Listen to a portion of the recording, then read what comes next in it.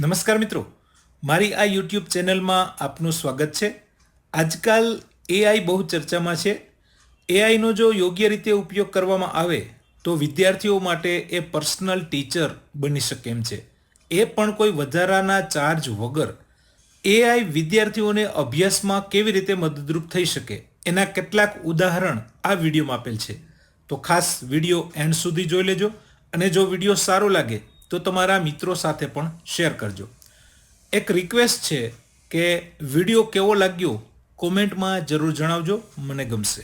તો વધુ સમય ન લેતા લેટ્સ સ્ટાર્ટ વિડીયો। મિત્રો, તમે ચેટ જીપીટી એઆઈ વિડીયો ભાગ 3 જોઈ રહ્યા છો। આ પહેલાના 2 વિડીયો જો તમે જોવા માંગતા હોય તો આ વિડીયોની લિંક નીચે આપેલી છે, જોઈ શકો છો। હવે ભાગ 3ની શરૂઆત કરીએ તો સૌથી પહેલાં કોઈ બ્રાઉઝરમાં ચેટ જીપીટી લખશો એટલે પહેલી જ લિંક જોવા મળશે, તમે એના ઉપરથી સીધા અહીંયા પહોંચી શકો છો, અથવા તો ચેટ જીપીટી મોબાઈલ એપ્લિકેશન પણ યુઝ કરી શકો છો। તો મેં chat GPT mobile application open કરી છે।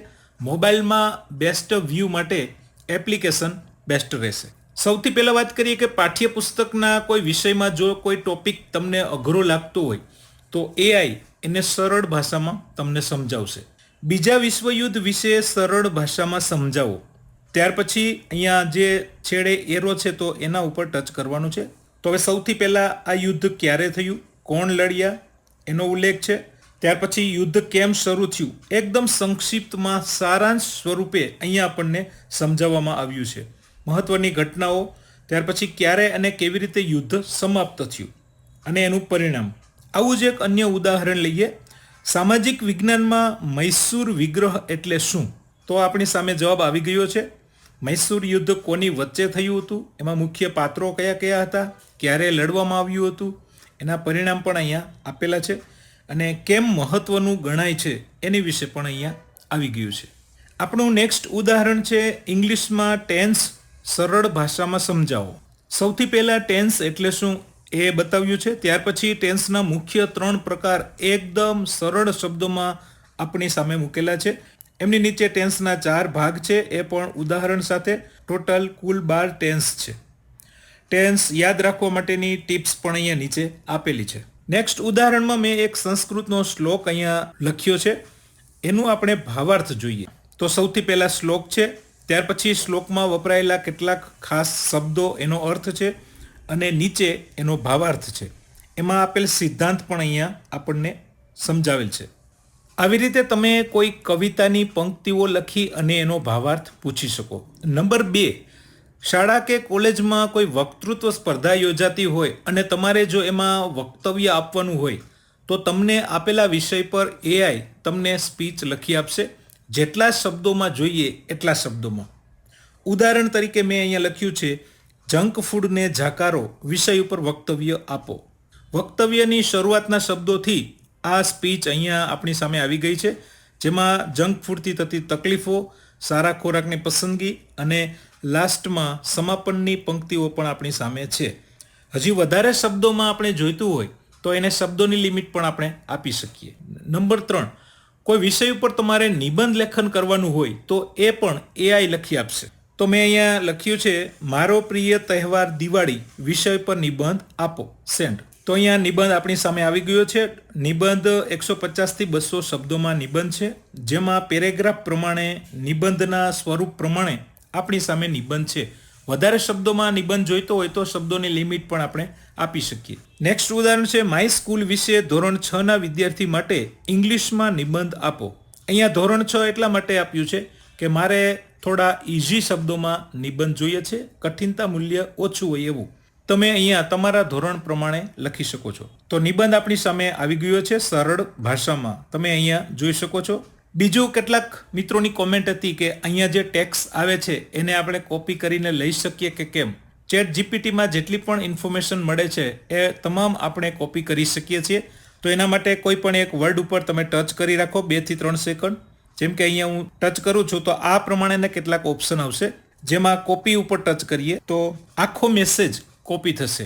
અમુક લાઇન જ જો તમે કોપી કરવા માંગતા હોય તો તમારે બીજા નંબરનો ઓપ્શન સિલેક્ટ ટેક્સ્ટ ઉપર ટચ કરવાનું છે। ત્યાર પછી આમાંથી જે લાઇન તમે સિલેક્ટ કરવા માંગતા હોય, કોપી કરવા માંગતા હોય ત્યાં ફરી 2 થી 3 સેકન્ડ ટચ કરવાનું. તો આટલો પેરેગ્રાફ સિલેક્ટ થઈ ગયો. ત્યાર પછી અહીંયા કોપી લખ્યું છે, તો કોપી ઉપર ટચ કરીએ અને જે જગ્યાએ તમે લેવા માંગતા હોય, મેલમાં, વોટ્સએપમાં, સોશિયલ મીડિયાના કોઈ પણ પ્લેટફોર્મ પર, ત્યાં 2 થી 3 સેકન્ડ ટચ કરી અને પેસ્ટનું ઓપ્શન મળશે, તો ત્યાં પેસ્ટ કરી શકો છો.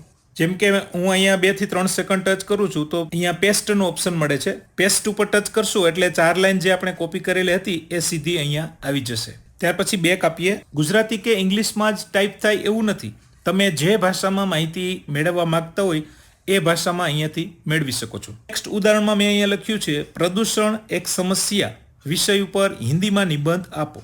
તો નિબંધ આપણી સામે આવી ગયો છે. સૌથી પહેલા પોલ્યુશન એટલે કે પ્રદૂષણ શું છે એના વિશે માહિતી છે. ત્યાર પછી પ્રદૂષણના પ્રકારો છે, એનાથી થતી અસરો છે અને આ સમસ્યાથી બચવા માટેના ઉપાયો અને લાસ્ટમાં નિષ્કર્ષ.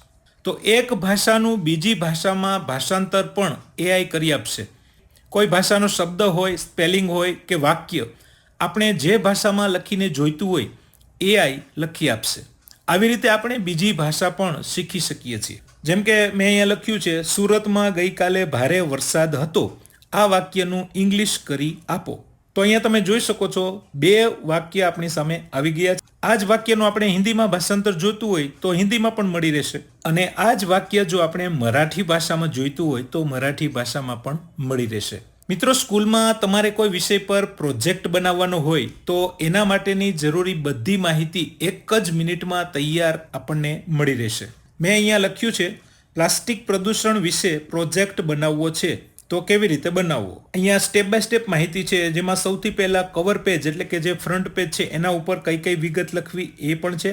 ત્યાર પછી અનુક્રમણિકા છે પ્રોજેક્ટની, મુખ્ય લખાણમાં શું લખવું, પ્રદૂષણ શું છે, એનાથી થતા નુકસાન, એની અસરો અને ઉકેલ, અને લાસ્ટમાં હું શું કરી શકું અને નિષ્કર્ષ. આ પ્રોજેક્ટમાં વચ્ચે ચિત્રો, ફોટા કે ડાયાગ્રામ્સ જેનો ઉપયોગ કરવો હોય તો એ કયા કરી શકાય, તો એનું પણ અહીંયા તમે ડિટેલ્સ જોઈ શકો છો. એડિશનલ આઈડિયા વધારે ઇફેક્ટિવ બનાવવા માટે શું કરી શકાય, તો એ પણ અહીંયા આપેલ છે. કુદરતી સંસાધનો વિશે પ્રોજેક્ટ તૈયાર કરવાનો થાય તો એમાં શું શું લઈ શકાય, એમાં કઈ કઈ વિગત આવશે, એની A to Z ડિટેલ્સ અહીંયા એઆઈ આપણને એક જ મિનિટમાં આપણી સામે મૂકી દેશે. તો મિત્રો, છે ને એકદમ ઇઝી. ફક્ત આપણે શું જોઈએ છે એટલું જ ટાઈપ કરવાનું છે અને એ સ્પષ્ટ શબ્દોમાં. આગળ વાત કરીએ કે જો તમારે ક્વિઝ બનાવવી હોય, કોઈ ચેપ્ટરમાંથી નાના નાના પ્રશ્નો તૈયાર કરવા હોય તો તમે એઆઈ પાસે આ કામ પણ કરાવી શકો છો. મેં અહીંયા લખ્યું છે, જલિયાવાલા બાગ હત્યાકાંડ વિશે 20 MCQ પ્રશ્નો આપો. તો મિત્રો, આ પ્રશ્નો આપણી સામે આવી ગયા છે. 4 ઓપ્શન છે અને નીચે સાચો જવાબ પણ છે. અહીંયાથી બધું ટેક્સ્ટ તમે કોપી કરી અને સીધી પ્રિન્ટ આઉટ પણ લઈ શકો છો. બીજી કોઈ પણ જગ્યાએ ઉપયોગ કરવા માંગતા હોય તો કરી શકો છો. જો 20 પ્રશ્નો આપણે તૈયાર કરવા હોય તો એના માટે અડધો થી પોણો કલાક જેટલો સમય જાય, પણ એઆઈ આ કામ આપણને એક જ મિનિટમાં કરી આપશે. કેટલાક વિદ્યાર્થી પરીક્ષાની તૈયારી કરવા માંગતા હોય પણ એની પાસે ચોક્કસ શેડ્યુલ ન હોય અથવા તો પરીક્ષાની તૈયારી માટે ટાઈમ ટેબલ કેવી રીતે બનાવવું જો એ ખ્યાલ ન હોય તો આ કામ પણ એઆઈ કરી આપશે. તો અહીંયા મેં કમાન્ડ આપી છે, ધોરણ 9માં પરીક્ષાની તૈયારી માટે શેડ્યુલ બનાવીને આપો. તો અહીંયા શેડ્યુલ આપણી સામે આવી ગયું છે. તો અહીંયા તમે જોઈ શકો છો પરીક્ષાની તૈયારી માટેનો અભ્યાસ શેડ્યુલ, 30 દિવસની તૈયારી માટેનું શેડ્યુલ અહીંયા તમે જોઈ શકો છો. જેમાં તો વિષય પ્રમાણે તમે અહીંયા એ શેડ્યુલ જોઈ શકો છો. 6 થી 15 દિવસનું શેડ્યુલ, 16 થી 25 દિવસનું શેડ્યુલ, 26 થી 30 દિવસનું ફૂલ રિવિઝન પ્લસ રાઇટિંગ ટેસ્ટ. આવી રીતે શેડ્યુલ પણ આપેલું છે. અને લાસ્ટમાં અતિ મહત્વપૂર્ણ ટિપ્સ. તો મિત્રો, તમે જોયું ને, એઆઈ આપણને ઘણી બધી રીતે મદદરૂપ થઈ શકે છે. તમે તમારા વિષય અનુરૂપ અને તમારી જરૂરિયાત પ્રમાણે તમે ટોપિક સર્ચ કરી અને એઆઈ પાસેથી જવાબ મેળવી શકો છો. મારી ચેનલમાં આ પ્રકારે અવનવી માહિતીને લગતા વિડીયો મુકાતા રહેશે, તો જોતા રહેજો, જોડાયેલા રહેજો.